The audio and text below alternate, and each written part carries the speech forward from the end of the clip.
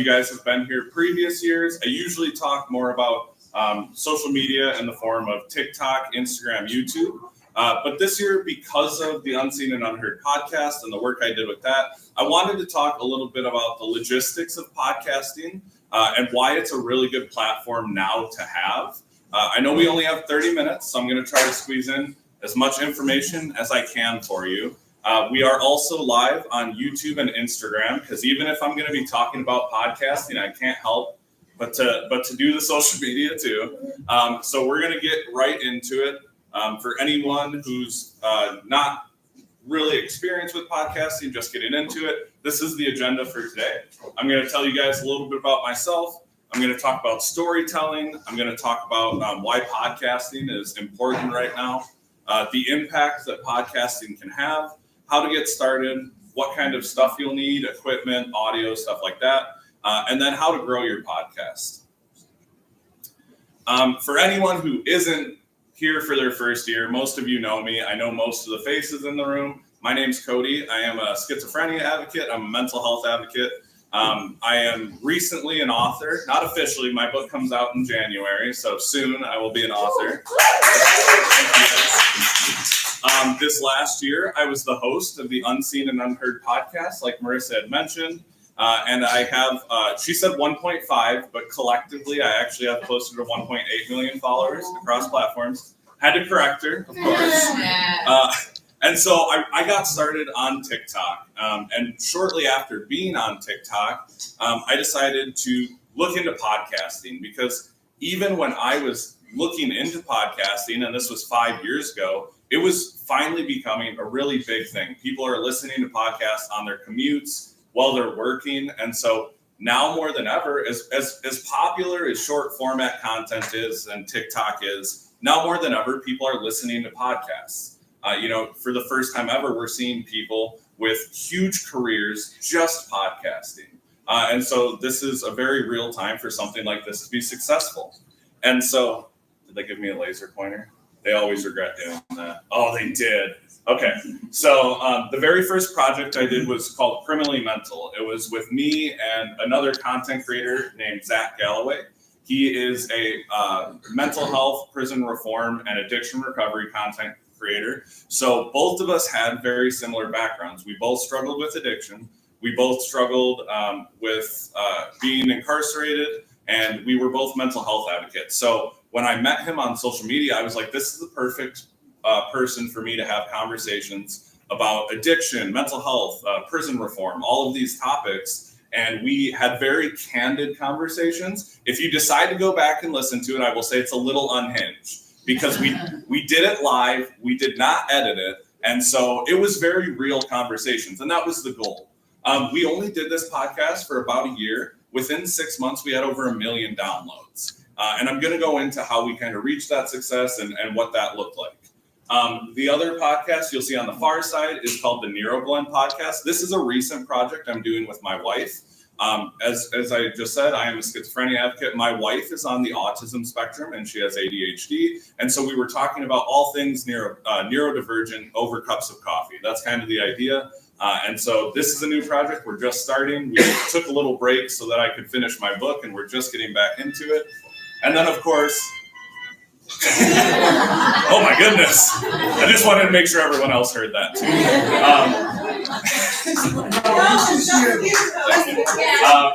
And so the last one up here is, of course, the Unseen and Unheard podcast. This was the one that I'm going to talk about the most, because it's been my most recent project. I got to interview, all of the other people I interviewed on this were other schizophrenia patients. So we got to interview Carlos Larari, who some of you know. We interviewed some other people who were pursuing their goals while living with schizophrenia. And the very last episode of the podcast, we interviewed my mom, who also lives with schizoaffective disorder. We were able to talk to her about her diagnosis, but also what it was like having to watch her son grow up with the same diagnosis. And so as you're going to hear all weekend from all the different people who are here helping you learn more about advocacy and learn more about social media, is that the main key to this is storytelling. The reason we're successful as advocates and as health content creators is because we have the ability to share stories. Most of us are not getting on screen and dancing. I promise you I will never make you watch me dance on a TikTok video. But the reason we are able to reach people and connect with people is because we have stories to tell. We want to try to help people better understand certain illnesses, certain diseases, and we do that by telling our lived experiences of what we've been through. And there's a lot that comes with that. Not only is it helping communities, but I think in a way it helps all of us. We get to go through everything we've been through, help people feel less alone in their own journeys. And when you start building a platform, you'll find that you really build a community. I have so much support from the people who follow me on social media, who listen to my podcasts. I said that I've been on social media for almost 5 years. I still have people reach out asking if we're ever going to revamp the Criminally Mental podcast. And this is 3-4 years that we haven't been doing this. And so you build long-term fans. You build people who want to follow your story, who want to learn more about your field, whether you're a cancer advocate, whether you're someone here talking about HIV or diabetes or any of the things that we're here advocating for, people can identify with your stories. And you get to kind of become a voice for the voiceless. Not everyone in our communities is going to want to get in front of a room of people or open up their phone and be very vulnerable and share what they're going through. And so we get to be the bridge between our communities and information. We also get to use the power of our advocacy to reach providers, caregivers, patients, all of the people that are affected by what we go through and how we experience our different illnesses. And this is really what we're here to talk about, is podcasting specifically, because right now, podcasting is huge. People are listening. People want to find new podcasts. I run out of a podcast to listen to about every week. And then I need to ask my friends and family, what are they listening to? Because there is so much content out there, and you need to make sure that people can find you. It's estimated just Americans, there are over 100 million Americans listening to podcasts each week. So you got to find out how you can be one of those people that they're listening to on a weekly basis. Other social media can be limiting for complex topics like health conditions, because we have limited time, right? If you guys were in Kody and Hannah's session just before this one, you heard them say that, like, you have to get people's attention. And if you're on social media, you have limited time to get a message across. If you're on TikTok, people don't want to sit there for 3 minutes and listen to a video. When people log on to a podcast platform, they are giving you a lot of extra time that you don't get on social media. The same could be said for YouTube, but even that, people are watching YouTube videos. Sometimes they'll go to do something else. Podcasts, they're putting you in, they're listening to you while they travel, while they do work. And so this is a really good opportunity for you to expand on topics that you don't normally get to expand on. And so this will also help you connect with your communities, because the more information you can give them, the more valuable of a resource you are. I listen to a lot of different podcasts, not just mental health podcasts, but like many people in here, I'm sure people have listened to true crime podcasts. They hook me. I wish they didn't, but they do. And it's really about making sure that you can get information to your audience, but be captivating and make sure that you can keep them for 30 minutes or an hour, because that is a lot of time people are investing in you and this topic. Podcast viewership grew 26% in 2022 and 31% in 2023. And right now the data for 2024 is still growing. So it's looking like this year is going to be bigger than the last 2 years even. So this is the best time to really get into sharing your story in the form of a podcast, because more people are listening than ever. And when you are doing this, it's important to look at the impacts that this is going to have on you, on your community, and on the topic that you're trying to bring awareness to. When you start doing a podcast, you're going to realize that you're reaching a lot of people with similar lived experience. The same as when you're doing social media, the same as when you're on Instagram, TikTok. The reason that we are able to be successful as health content creators is because the people seek us out. They look for other people who have been through what they've been through so that they feel less alone, so that they have someone they can identify with, and they can see, like, hey, someone came through this on the other side. It gives them hope, it gives them purpose, and it gives them something that they can really push for. And so when you're doing this, you're changing narratives. You're really giving people a different idea of what your illness looks like. I'm a schizophrenia advocate. I get told a lot on social media that I am too functional to be able to be a person living with schizophrenia because I'm medicated. Yeah, that's it's a good thing, I guess. But honestly, it's like people see me and it's hard for them to believe that I'm someone living with schizophrenia. And I think that makes it even better for me to be up here sharing my story because I'm not what people think of when they think of schizophrenia. So by me being able to reach people through podcasting and social media, they get to see a different image of what they usually see. When I was first diagnosed, I had never seen someone living a full functional life with schizophrenia. And I'm going to call him out because he's in the room. But I always say this when I talk about podcasting. Gabe Howard and Michelle Hammer, they created the BSP podcast, which is Bipolar, Schizophrenic, and a Podcast. And I found that when I was very first in my diagnosis, when I felt very alone. And it's what inspired me and made me realize that there were people living full functional lives with mental illness. And I had never known that. I had never seen it. The media, movies, TV shows, they don't show you those things. They only show you people who are struggling with mental illness, people who are doing horrific things because they didn't get the help they needed.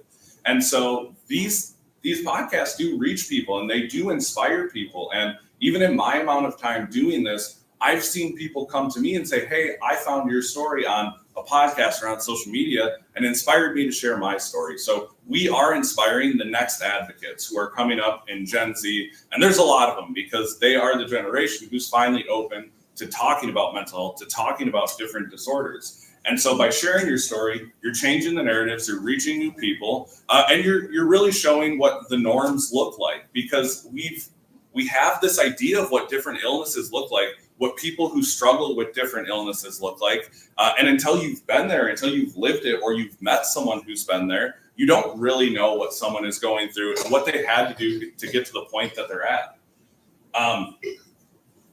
Podcasting has also been really amazing recently in influencing change. We can connect with politicians, with policymakers, with the people who are writing the laws about what we do, about all of the things we experience, about medication, insurance. And so this gives us a platform to reach people, to initiate different policies, and to influence change. And that's, from a patient perspective, is incredible.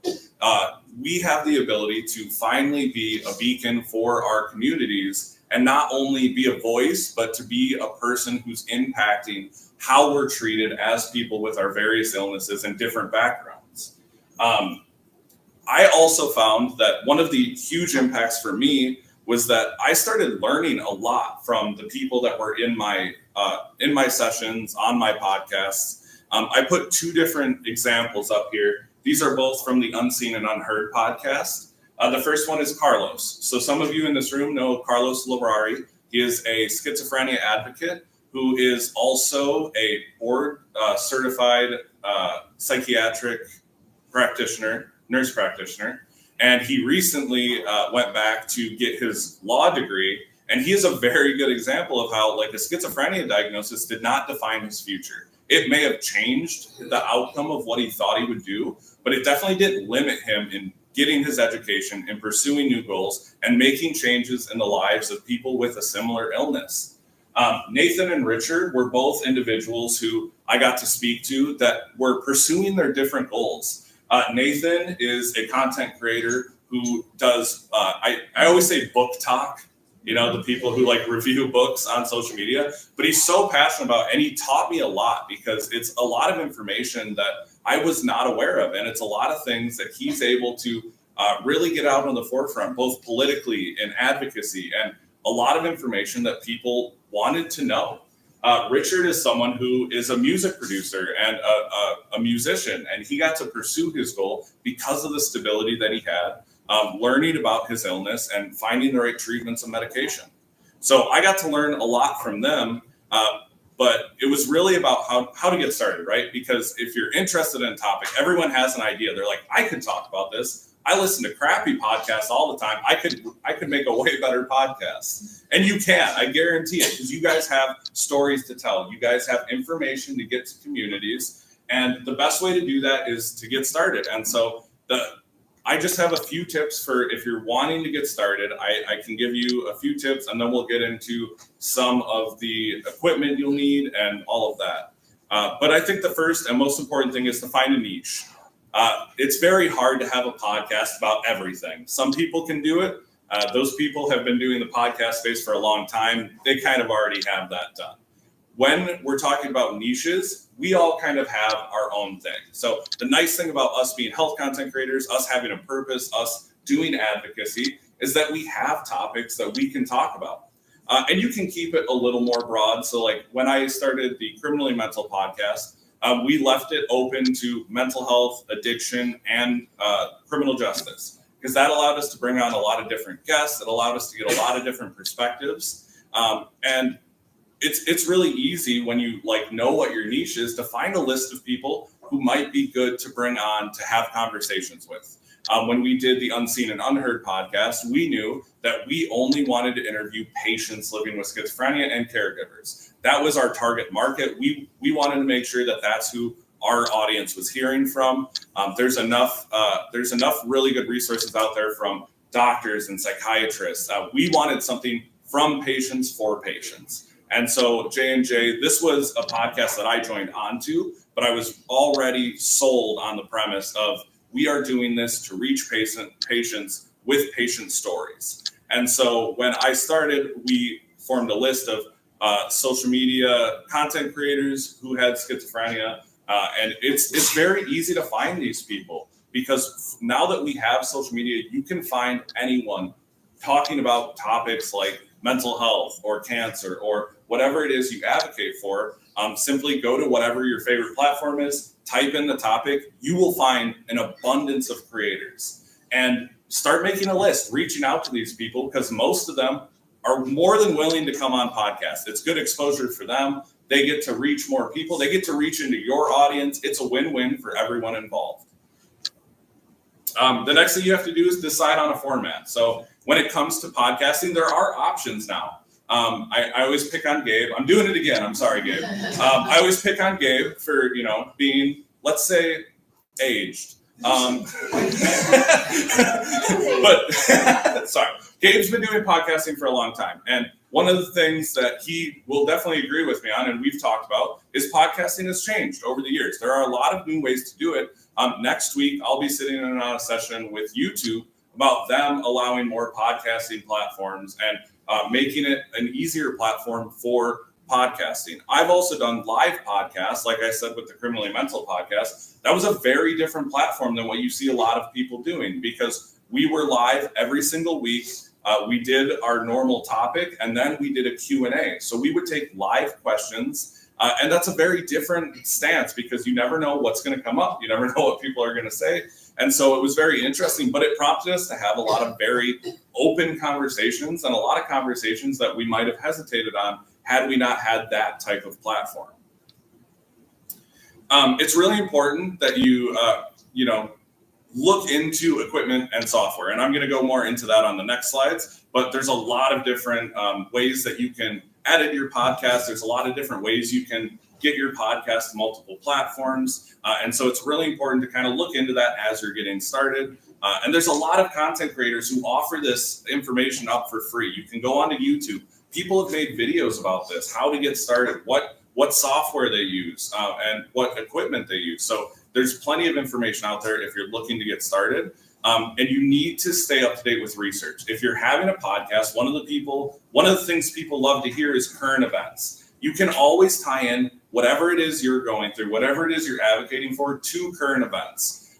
There's always something in the news, and a lot of you are people who are setting trends in your space. The news might be about you. When you're doing these different things, when you're being interviewed by local news, when you're setting out to make these changes, when you're advocating policy, some of these things you're going to be able to talk about on your platform, but you can also tie in whatever else is going on in the news that affects your community.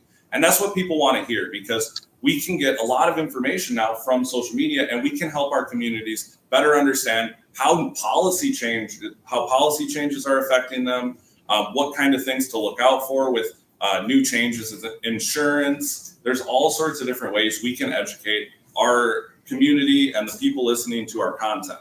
But we have to stay up to date on what's changing. You can utilize awareness days. Like I always try to do a lot more content during Mental Health Month and Schizophrenia Awareness Week. And so there's a lot of things you guys can do during days like this to really amplify your message. And you can really start learning as you grow. One of the things I did when I did my first podcast, we jumped right in.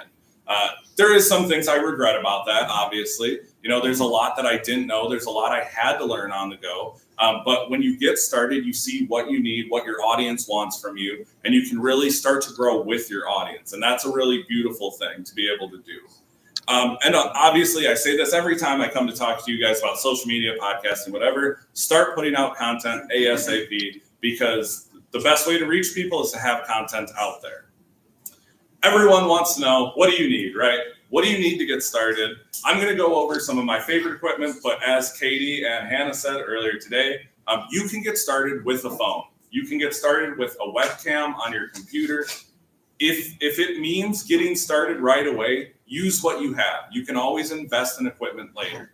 That being said, as your podcast grows, depending on how you want to platform it, you might want different things. A lot of people are doing video podcasts now, or at least recording so that they can get clips for social media. So that might be something you want to look into further down the road. But when you're getting started, use what you have, because the most important thing is to get content out there. You can always work on adding additional things later. So when it comes to equipment, it can be an ongoing investment. When you get started, you only really need a phone, a laptop, something with a webcam, just to be able to record yourself, just to be able to get an audio. As you keep going, make sure that you invest in a microphone. Because even if you don't do video, microphone is going to be your big thing. I use Shure SMB, and I'll talk about that on another slide. But that is my go-to. There's also the blue microphone that is like a little less expensive, really good quality. Elgato has a lot of different products that are very dependable. And so this is another really good time to look at what other content creators are doing. If you listen to podcasts, what are they using? Because if you're listening to them, you must like the quality of their content. You must like the quality of their audio. Kind of look at what they're using too. Microphones, there's also Logitech, which it's not my go-to, but when you're getting started, there's definitely cheaper options with Logitech. And then it's also important to look at your computer or laptop. If you're doing a live streaming, Wi-Fi, computer, and laptop becomes a much bigger deal. If you're doing a live podcast, you need to focus on making sure you have dependable equipment for your computer, for whatever Wi-Fi you're using, usually a direct connection. I made the mistake of when we first started doing our live podcast, I never told anyone to prep and be plugged into Wi-Fi, so we would bring on guests. And if you go back and watch it, we had a lot of glitchy interviews. We had a lot of people fall off. And so when you're bringing on guests, let them know what equipment they need too, because they need to make sure they have fast Wi-Fi. Even if you're not doing a live stream, that is going to depend largely on how the audio comes through on your end. So make sure they have a good connection, make sure they have good Wi-Fi, make sure they have a good microphone, or at least using headphones to muffle out some of that noise. When it comes to cameras, this is going to depend largely on if you want B-roll, if you want video, if you're trying to promote it on social media, which you guys know, I'm always going to tell you to promote stuff on social media. If you're wanting to do that, you might want to record it, or you might at least want to get clips of you that you can post from the podcast. The best way to do this is use all of the tips you're going to get about social media and apply it to your podcast. A lot of the clips I share from podcasts are one-liners. I'm not sharing 3 minutes worth of podcasting. I'm not even sharing a minute worth of podcasting. I'm sharing a few sentences so that people can hear a topic, get excited about it, and have a lot of questions about, oh, this is really interesting. I want to learn more. It's a little different than social media because you have to get them to go to your podcast. You have to get them to leave the platform they're on and really deep dive into what you were talking about. So it has to be compelling, it has to be interesting, and you have to catch them right away. And the best way to do that is to record the podcast, to have video of it, take clips of you and your guests, and be able to use that to market yourself on social media.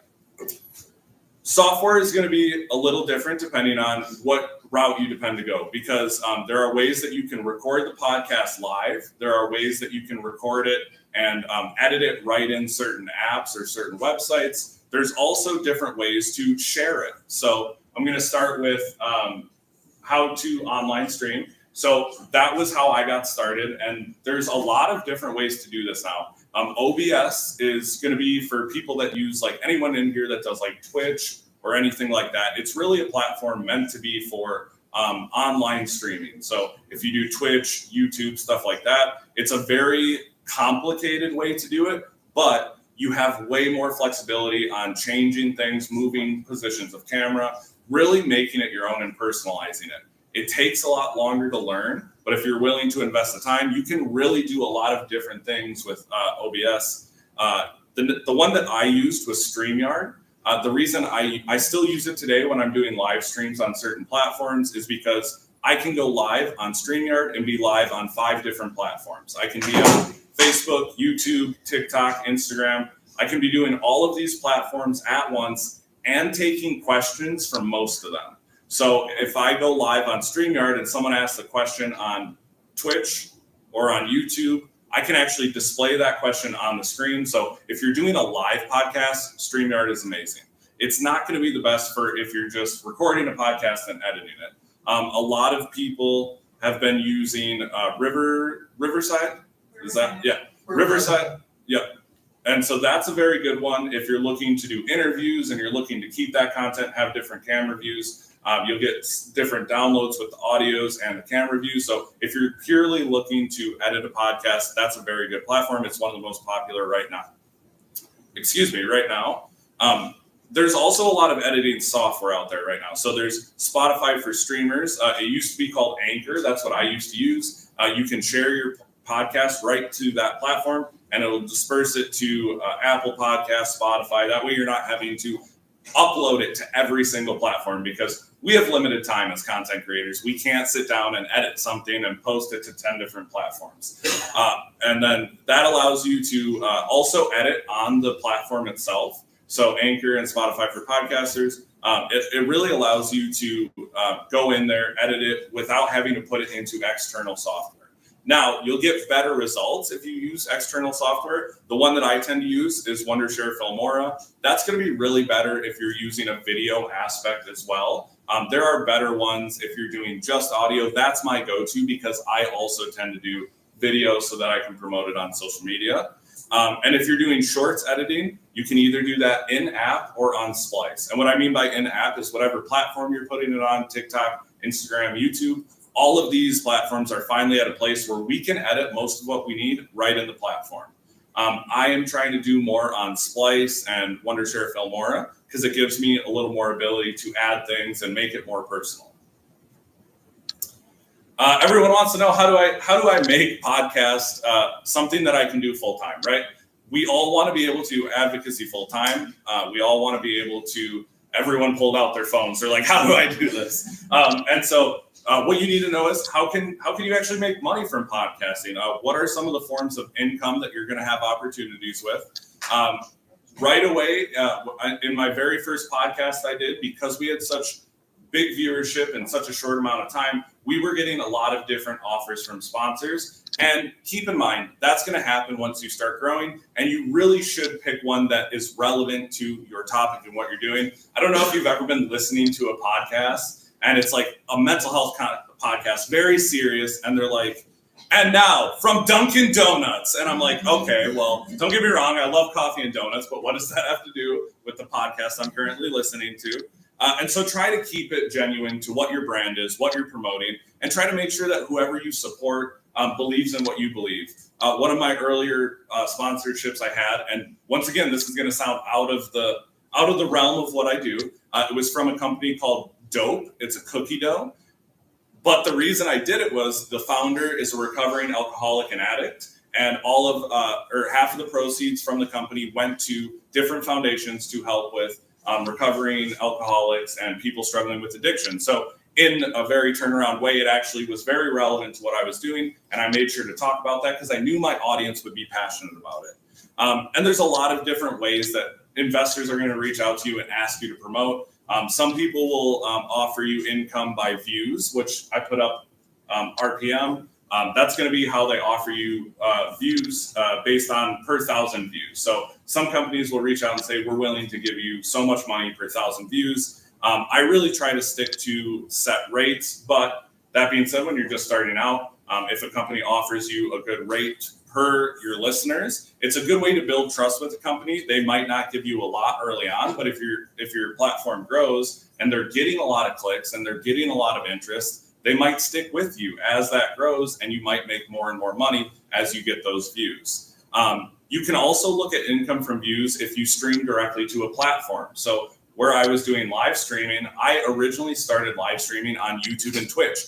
Both of those, I can make direct money from views or memberships. So people were becoming members on my Twitch so that they could come back every week. They could have exclusive ability to comment and chat.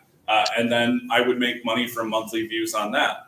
YouTube is very good if you're getting a lot of views. If people want to watch you and you're doing all the videography and you're wanting people to be able to see you and really connect with you, YouTube, I think, is a very good platform for that. I just had a conversation yesterday, though, with Kody, and I will say sponsorship on there can be a little difficult. It can be a little, it's in the works. Hopefully it improves. But there is different ways you can look at getting revenue from viewing, from membership, and making sure that you're really keeping yourself open to brand deals and sponsorships. And like I said, when it comes to the sponsorships, collaboration offers, be patient because you will get more than one. They do come in. It just takes a while. Once you start getting those views and start seeing an impact with clicks and everything like that, you will get those offers. You just have to wait until you start seeing a lot of that come in, and then making sure that you're staying relevant to your brand is going to make sure that any other sponsorships that reach out to you in the future are staying in line with that as well. So the next thing people always want to know is, how do I promote the podcast? There's a lot of different ways to do this. I was really lucky in working with Unseen and Unheard that they made a lot of these visuals for me. So this allowed me to really share with people what each episode was going to look like. So when I shared a scene with me and my mom, I showed her very emotional. I showed her talking about what it was like having to watch her own son go through the diagnosis that she was terrified living with. And that was really impactful, and it reached a lot of people. There's also ways to do it that are less direct. We had a lot of success with the Criminally Mental podcast, sharing clips that had nothing to do with the things we were talking about. Once again, one-liners, funny things that just happen to pop up. You can reach a lot of people just by your personality because, like I said, you're not just promoting an idea or a topic. People are coming back week after week for you, for what you're sharing, for the information you're giving, because you built a community. And all it takes is a little clip of you being yourself, you sharing authentically, and people will come back. People will click out of the app they're in, go into podcasts, and find you because they're interested, they're intrigued, and they want to learn more about your perspective. When you build these communities, when you're marketing yourself, when you're marketing your podcast, you're really trying to show people that you know a lot about this topic, whether it's lived experience, whether it's you're someone who is more on the clinical side, you have information that is relevant to people in your community. And you just have to show them that. And so social media has given us a really great platform to start advocating, but also to reach people that we've never reached before. And so if you promote it on social media, the best course of action is to do all of the same things you would do with your regular videos. Make them captivating, give people's attention, make sure that you're using it as a way to filter people over to the different platforms. So this is actually a picture of me at a recent event where I was talking to people about the Unseen and Unheard podcast. So I was able to go to the American Psychiatry Association with Johnson & Johnson, in which we were showing this podcast. The only downside was they had the podcast playing behind me, and I don't like hearing my own voice. I don't know if anyone else is like we're all content creators and podcasters, and I I don't know a single person in this room who likes hearing their own voice, right? I do. Do you? Oh, you're so lucky. Oh man, I can't stand listening to my own voice. I won't even go back and watch these live streams for that reason. But it's really important to promote it and to make sure that you're using all of the social media you have, all of the reach you have, to be able to get people to these podcasts. Because, like I said, that's where you're going to make the most difference. I can only share so much with someone in a TikTok, right? I can only share so much with someone in 15 seconds or a minute.